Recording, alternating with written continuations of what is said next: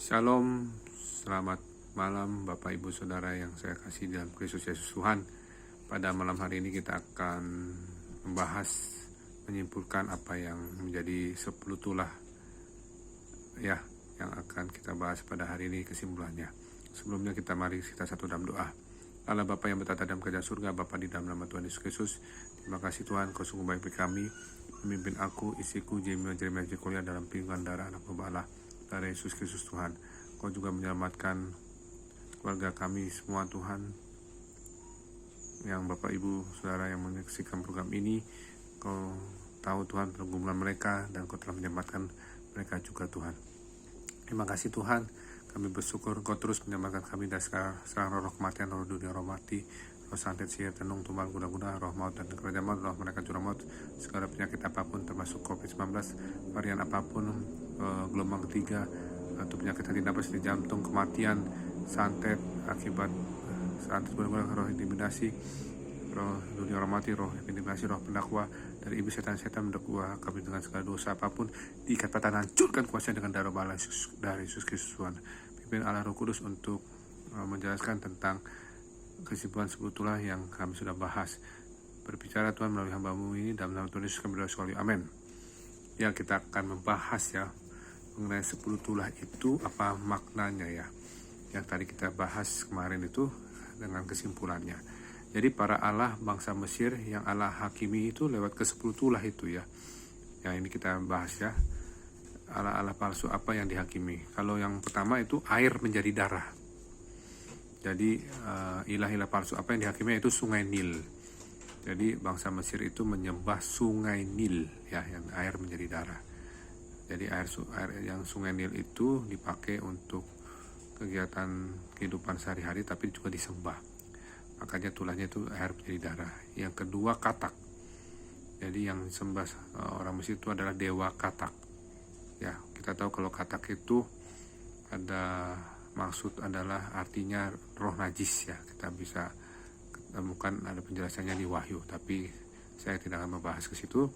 Yang ketiga adalah nyamuk. Nyamuk itu berasal dari tanah air. Ya kita lihat dari nyamuk itu keluar dari debu-debu itu menjadi nyamuk semua. Nah itu ada nyamuk ya. Yang keempat lalat pikat. Ini berhubungan dengan ilah-ilah dewa Mesir, yaitu dewa Beelzebub. Ya, Beelzebub. Yang kelima wabah penyakit sampar. Nah, ini dewa ternak. Ya, jadi dewa ternak yang disembah oleh ilah orang Mesir. Yang keenam bara. Nah, ini segala hawa nafsu. Yang berhubungan dengan bara itu hawa nafsu. Yang ketujuh hujan es. Nah, ini berhubungan dengan dewa pertanian. Dan Osiris, dewa api. Yang kedelapan kita tahu ada belalang. Nah, ini berhubungan dengan ilah-ilah Mesir itu Sebeh, yaitu dewa serangga ya. Yang kesembilan kita lihat adalah kegelapan. Jadi Mesir menyembah dewa matahari itu dewa Ra, maka jadi gelap. Yang terakhir ada pembunuhan anak sulung. Anak sulung mereka tuh menjadi berhala juga. Jadi memang persoalannya berhala ini bukan hanya ilah Mesir aja ya yang kita ketahui dulu, tapi sekarang ini penyembahan berhala itu banyak ya. Jadi kita harus minta petunjuk dari Tuhan mengenai penyembahan berhala ya. Jadi kita ini harus menyembah Tuhan ya, Allah yang Maha Kuasa, Allah pencipta langit dan bumi ya. Jadi ini kita harus melihat bahwa tulah-tulah ini diberikan karena kekerasan hati Firaun. Yang terakhir sampai anak sulung Firaun mati, semua bangsa Mesir anak sulungnya meninggal semua. Ada kematian di setiap rumah ya, yang orang Mesir, tapi orang Israel tidak ya. Ini menandakan bahwa ada perlindungan darah anak domba Allah dari Yesus Kristus atas kita ya. Kalau kita bicara darah anak domba Allah dari Yesus Kristus, saya punya banyak sekali pengalaman bersama Tuhan ya. Yang pertama, darah Yesus Kristus itu menyelamatkan kita ya. Darah anak domba Allah dari Yesus Kristus menyelamatkan kita. Setiap kali dulu sampai sekarang dan ke depan seterusnya, saya sering mengucapkan darah anak domba Allah dari Yesus Kristus. Karena itu adalah darah perjanjian ya. Darah perjanjian artinya darah yang memberikan saya itu damai sejahtera. Darah yang memberikan saya itu ada kelepasan ya, pembebasan, ada kemerdekaan. Karena saya dulu orang pendosa, jauh dari sempurna ya, dan masih banyak dulu yang kurang berkenan sama Tuhan ya. Seiring dengan waktu berproses sama Tuhan, semuanya dimatikan segala dosa-dosa saya dulu ya. Dan sekarang saya terus meminta darah Allah dan Yesus Kristus untuk membenarkan saya ya. Jadi dengan darah anak domba Allah, darah Yesus Kristus itu kita dibenarkan oleh firman dan kuasa darah anak domba Allah, darah Yesus Kristus Tuhan. Dan kita lihat, kita baca di Yohanes 6 ayat 54, barang siapa makan dagingku dan minum darahku, kata Tuhan, Tuhan berjanji akan memberikan hidup yang kekal. Artinya apa? Hidup yang selama-lamanya bersama Tuhan. Kenapa hidup yang kekal? Karena Tuhan adalah Alfa dan Omega ya. Alfa dan Omega itu selama-lamanya ya, yang awal dan yang akhir. Jadi kalau kita makan daging Tuhan Yesus dan minum darah Kristus, berarti kita masuk dalam tempat hadirat Tuhan, tubuhnya Tuhan dan darahnya Tuhan ya, secara kuasa ya, dari tempat yang maha tinggi kita sama-sama bersatu dalam Tuhan. Jadi kita tinggal dalam Tuhan ya. Jadi tubuh jiwa roh kita yang kita sekarang pakai ini, kita bersama Tuhan ya. Ada tubuh Kristus di dalam badan kita, ada darah Kristus di dalam darah kita. Artinya tubuh Kristus itu adalah tubuh kemuliaan, tubuh kebangkitan ya. Jadi tubuh kita yang fana ini oleh Roh Kudus bersatu dengan tubuh Kristus, artinya tubuh kita kekal. Nah, kalau kita makan tubuh Kristus itu, kita memperoleh hidup yang kekal ya. Jadi tubuh kita ini tidak busuk ya, tidak tua. Tubuh kita ini tetap jadi awet, tapi bukan awet muda, tapi awet kekal hidup ya, awet hidup yang kekal ya. Ini kita harus pahami. Yohanes 6 ayat 54 itu dahsyat sekali bagi kehidupan saya ya. Saya sharingkan firman Tuhan ini. Dan minum darah Kristus.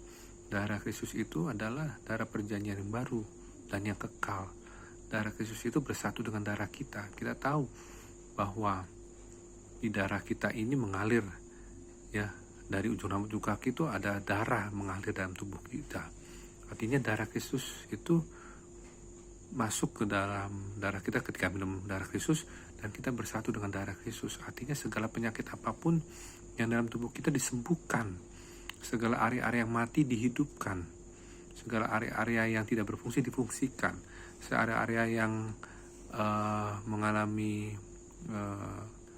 gangguan cacat disembuhkan, diselamatkan ya. Makanya ini penting untuk kita untuk selalu makan tubuh Kristus dan minum darah Kristus setiap hari ya. Berapa kali ya? Kalau misalnya kita makan 3 kali sehari ya, kita harus bisa makan sebanyak yang kita makan makanan jasmani ya. Boleh 2 kali ya, boleh 3 kali, bahkan ya boleh lebih. Yang penting kita makan tubuh Kristus dan darah Kristus itu tidak berkata-kata ini lambang ya. Karena tubuh dan Kristus itu bukan lambang, tapi benar-benar tubuh Kristus dan darah Kristus ya. Jadi firman Tuhan itu jangan dibilang lambang. Tuhan itu firman hidup ya. Dia menyucikan ya dosa kita dan kesalahan kita, menguduskan segala dosa kita dan kesalahan kita, sehingga kita diciptakan baru serupa segambar seperti Allah Yesus Kristus, dibersihkan oleh darah Allah dari Yesus Kristus Tuhan. Makanya yang pembunuhan anak-anak sulung itu tidak terjadi ya di dalam kehidupan kita, karena kita termasuk anak sulung ya. Kita baca di Wahyu 14 tuh ayat 4 dan 5, kita ditebus di antara manusia sebagai korban-korban sulung bagi Allah dan bagi anak domba itu. Di dalam mulut kita tidak terdapat dusta, kita tidak bercela. Nah, itu tujuan kita.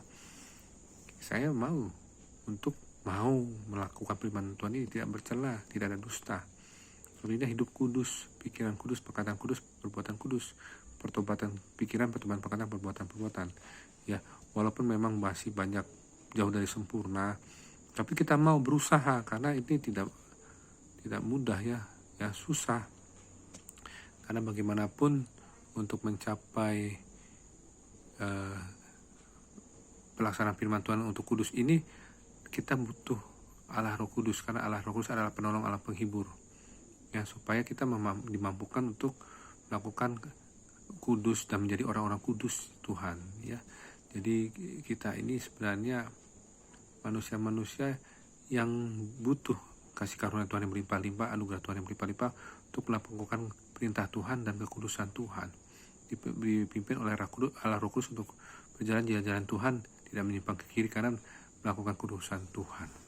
Ya, kudusan Tuhan itu penting, pimpinan Allah Roh Kudus. Ya, jadi banyak hal yang kita akan bahas nanti besok ya, 4 usul Firman untuk berkompromi. Jadi kita harus bahas juga tentang kenapa ada usul-usulan Firman ini yang berhubungan dengan kehidupan kita ya. Firman itu adalah Mesir dunia. Jadi kita lihat ada kompromi-kompromi apa nih yang zaman sekarang ini yang Tuhan Yesus mau ajarkan kepada kita melalui Roh Kudusnya ya.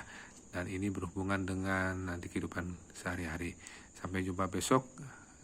Amin. Kita berdoa. Bapa di surga, terima kasih Tuhan, Kau sungguh baik bagi kami.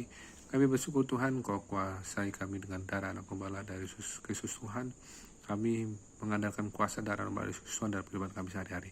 Kami tidak sanggup Tuhan tanpa darah-Mu Tuhan, tanpa kuasa-Mu Tuhan. Kami mau Tuhan Yesus, aku tadi malam janji untuk mengurapi